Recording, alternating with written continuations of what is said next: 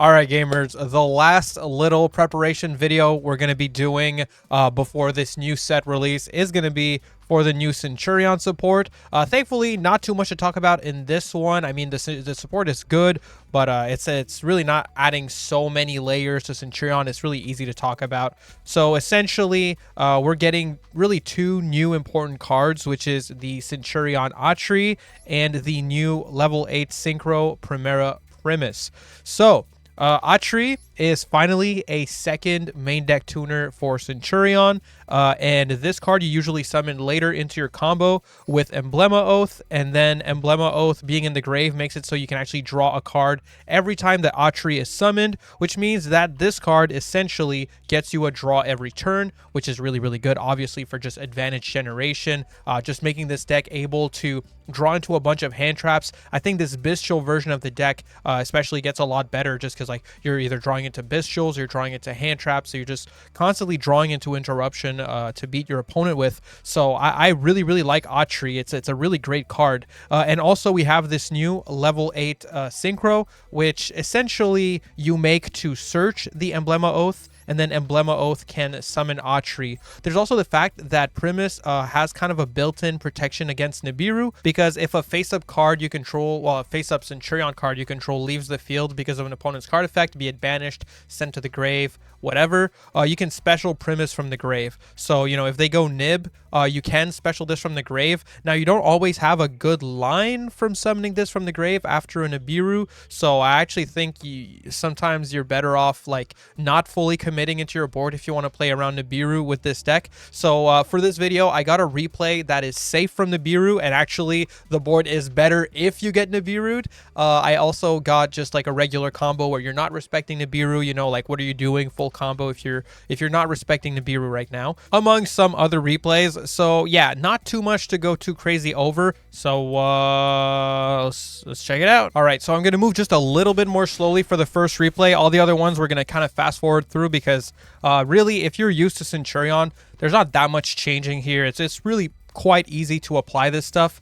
So we're just going to start with, like, again, full wombo combo with Primera. How does it change? So you go Primera, you grab your stand up activate, discard a card, place the Trudea summon, Trudea put in the back row, get the Gargoyle.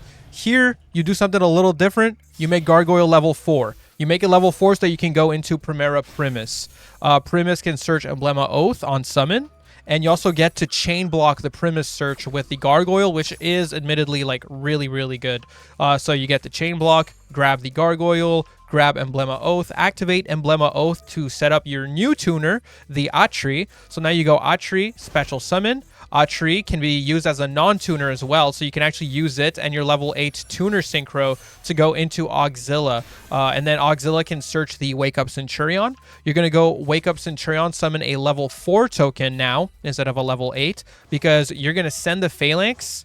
And yeah, you're going to send the Phalanx and special back your Primus. So this is where you lose to Nibiru, right? Like, obviously in hand right now we have follow-up. Like, if we got nibbed here and we took our hand into consideration, we drew into Lubalion earlier, Lubalion, whatever, off of Atri, and we also have Gargoyle, which we could summon. So, like, we could, you know, pass on a Hieratic Seal and a Regained. It's not, like, completely unplayable.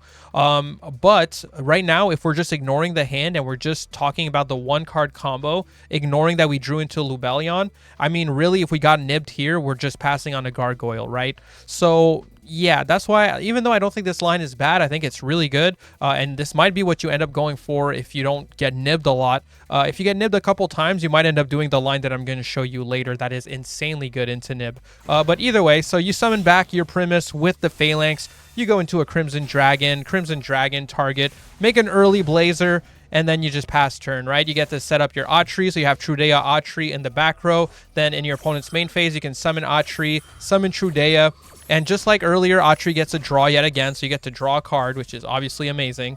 So draw a card, you can synchro summon to chain block your Atri draw, so you get to go into a Crimson Dragon again, get a draw, and then, you know, target, summon level 12 of your choice. Could be a second Blazer, could be a Saphir, could be, you know, the red Dragon Archfiend Nova. You know, like, there's a lot of options here. So it's super solid, super good, and of course, If I used them, I could have set my impers and everything here, but I just wanted to show the 1-card combo. But that's basically the gist of it for, like, you know, the general setup. Then, you know, here I'm just like negating the bot, you know, as we have done for every video today. Basically all these preparation videos, I put back the Autry and we just go swing for game. So yeah, I mean, of course, being able to make an early Blazer off of a 1-card combo and not even needing a 2-card combo in Centurion to do this is really solid. It's really good, and I wouldn't be surprised if people played it this way. Like, you don't always see Nibiru, right? So for the next replay, I'm just gonna do a line where, like, I'm not only safe from Nibiru, but if I get hit by Nibiru, the end board is even better. So here is the nib safe version. For this one, I'm starting with the stand-up Centurion. I tried to, like, vary my starters for these replays just because, like, you know, Centurion has a lot of different 1-card combos. So, you know, that last one was Primera. This time we're doing stand-up. You know, just trying to show you different starters. So here we go. Starting with the stand-up discard nib, set up Primera, special from back row, Primera, search the Trudea, normal Trudea, put in the back row, set up the Gargoyle, special Gargoyle, make Gargoyle level 4, go into Primus, then we can go Primus, search the Emblema, and we can chain block it with the Gargoyle. So we grab the Gargoyle, we search our Emblema, Oath, activate, set up the Autry, special summon, get a free draw, then we can use these two, go into Auxilla, search for the Wake Up Centurion, activate Wake Up Centurion, set up a level 8 token. So at this point, we got to send a Phalanx to the grave, right? Which, you know, could special from the grave, but I'm not going to summon back my Primus. And as you can see, I made this token level 8, so it wouldn't even make sense to bring back my Primus here. So I'm going to go Gargoyle, send my Trudea to the grave, and I'm actually going to use my Gargoyle and my Auxilla to make a Hieratic Seal. So essentially, like, here, if they were holding Nibiru, just like, you know, I don't know, waiting for, like, for you to use your Phalanx or something like that, now you still have your Phalanx in grave, and you can always just bring back Auxilla. And when you make Hieratic Seal here, if they nib at this point, you get a summon from the deck of a dragon. So you can get like a Magnamut, for example. Obviously, they can't Nibiru in an end phase, right? So if you threaten end phase, I mean, they're just kind of stuck dealing with that. So we can go like Phalanx after they use Nib, or we can just go straight to end phase here, activate Phalanx in the grave, set up the Auxilla, place our Autry in the back row, and then we would get, you know, Blazer on opponent's turn, Hieratic Seal, and, you know, the Auxilla. So that's still like a really good setup, but if they go Nib, it gets even better. So here they go Nib, you know, they go Nib, we lose the Hieratic Seal, and we lose the token. They go Nib, we get the Nibiru token, and we get the Hieratic Seal effect to summon from deck. Plus, we get the Primus effect in the grave because our Centurion card was sent to the graveyard by an opponent's card effect, right? So we get to summon back the Primus, summon out the Magnamut, then we get to trigger the Phalanx in the grave, Phalanx special back the Auxilla. We can go and use the Magnamut plus our token to just make IP Masquerena. And we've essentially achieved the same end board. We get to go Auxilla, place the Autry in the back row, search a Druisworm with the free Magnamut that our opponent gave us by tributing our seal. And then on opponent's turn, basically we can make Autry to just get into our Blazer regardless. And we also have a Bystial that we can summon for free to use as material with IP. We can remove a card with the Bystial, and IP, of course, can make SP, right? So this is like a really, really strong setup. Really good setup. So let's just fast forward a little bit here. You know, we go Crimson. You know, we activate Crimson, target, make our level 12. Druisworm special. We get to go into our Blazer. Then we go SP, send the Druisworm to the grave, make an SP. Druisworm in the grave, send. SP, banish. You know, all this stuff. It's crazy. It's crazy. And then, of course, in end phase, you can put back the Autry and get another free draw again on the turn. But yeah, so I really like that line. I like that it's very safe from Nibiru. I feel like Nibiru is going to be quite popular like in the next format. I could be wrong about that, but yeah, if you want to play safe from Nibiru, I think like setting up a Hieratic Seal and not using your Phalanx early could be the way to go. Like the fact that you can use Phalanx in end phase to place Auxilla on the field and put a card in the back row to set up Blazer for the next turn instead, I think is definitely much safer. Obviously, the board gets a bit worse than if you just put all your eggs in the basket, but I don't think it's significantly worse, right? Like the last combo, I ended up with 3 big synchros. Here, instead, I ended up with like 2 synchros and an SP that I got from IP, and I also got some resources, you know? So I don't think it's neither here nor there, or otherwise I would have had a Seal, which I also don't think Seal is much worse than like a 3rd synchro. So, you know, it's up to you. but I just wanted to put that option out there. But let's move on. So the worst combo now for Centurion really is having to start with Emblema Oath, having no other starter.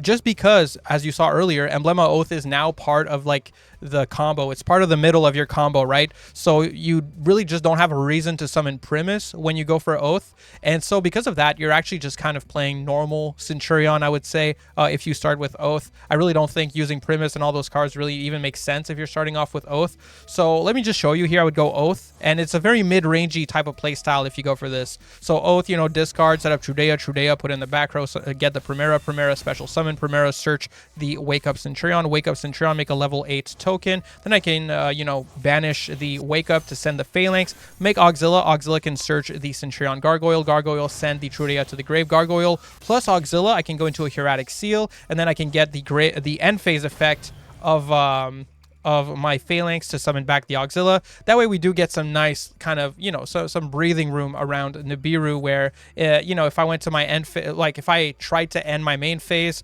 they would have had to Nibiru the Hieratic Seal, and then in end phase they can't activate Nibiru anymore, and so I can safely bring back my Auxilla effect, put back the Primera, and so on opponent's turn, essentially you get a bounce which summons, you know, a Bystial, and then you get to make summon Primera and make, you know, a Baron. Basically it's like, it's fine, it's very mid-rangey. It's not the best thing ever, but this is kind of what it's going to look like. Well, it's a way to play it, I guess, if you're starting off with Emblema Oath, because you can't use your other starters to start or whatever. And yeah, you just make Baron, and that's about it, you know.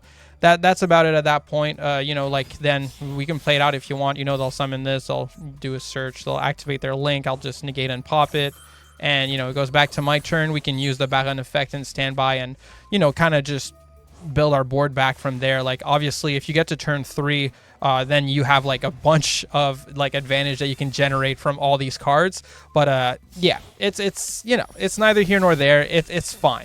I'm not going to show you this whole like rigmarole here because it's just pressing buttons in Centurion, and I don't want this video to get too long, but I just wanted to show you like a line that you can do if you have to start with Emblema Oath.